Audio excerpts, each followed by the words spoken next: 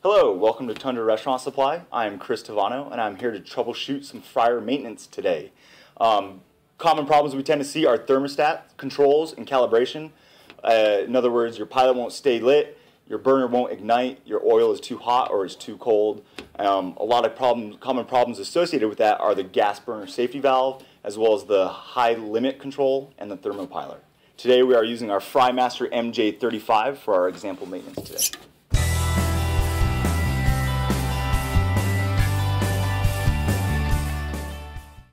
Alright, so first thing we're going to talk about is thermostat and how to calibrate the thermostat and help troubleshoot what exactly is the problem. So a lot of times you'll have your thermostat and your high limit shutoff is around 420 degrees. So what you want to do is set your thermostat to 350 degrees, get a thermometer and put it in the oil basin itself. And you want to make sure that that comes up to a temperature of about 350 degrees. And at the same time, when that temperature has reached on the thermometer, you're going to lower your thermostat down to about 250 degrees until it clicks off. And then you're just going to turn it slightly up and let the oil cool down, and then when that valve kicks back on for the fire, you're going to make sure that that temperature on your thermostat is also what's reading in the thermometer that's sitting in the oil.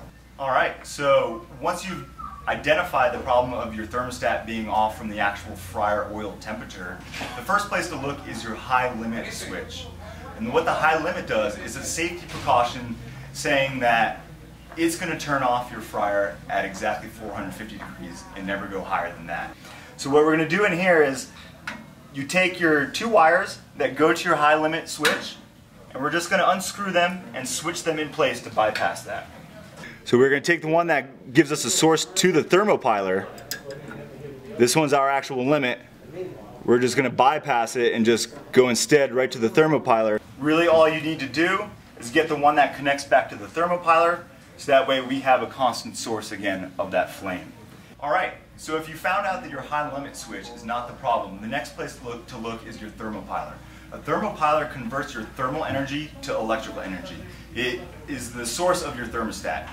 So back in this corner here, we have our pilot light and our thermopiler. The thermopiler is the rod that is connected to this snaked wire. Take out the probe itself.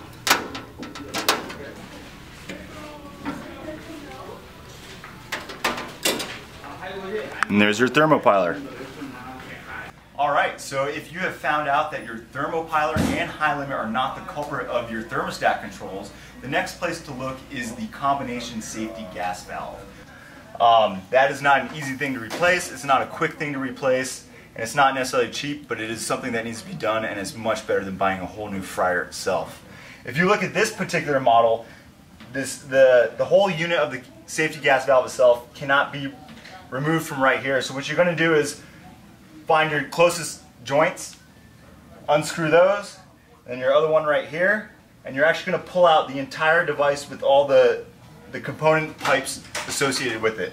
Once you pull that out, then you can replace these pipes, so that way you have the actual safety gas valve unit itself, and then you can get that replaced. You can hook it back up to your previous pipes, and then again you can screw that back on to the actual gas lines themselves. Alright, so your last troubleshooting tip would be the thermostat itself. If you find you've gone through all that stuff and your pilot light is staying lit, but however you're not holding temperature through what you had calibrated earlier and it's not being consistent, odds are the thermostat itself is bad and needs to be replaced. Alright, some other common problems to troubleshoot with your fryer tend to be explosions or too hot or metal fatigue. A lot of times you got to check the basin of your fryer itself. Make sure that there are no thin spots or worn out spots or any holes within the basin. If that exists, you have to get a new fryer replaced. The next place to look is also in your exhaust manifolds and in the flume burners themselves. A lot of times they get caked with grease and excess runoff, and over time those just don't get cleaned out the same way that the oil basin itself gets cleaned. So you're going to want to check those on a monthly or quarterly basis and try and clean out the soot. And if so, if it's caked in there, odds are you might need a new fryer as well. Another common mistake is liquid propane to natural gas conversions. Those are one-way valves, so to convert from natural gas to liquid propane, there's one valve for that. To go from liquid propane to natural gas, there's a different valve for that one.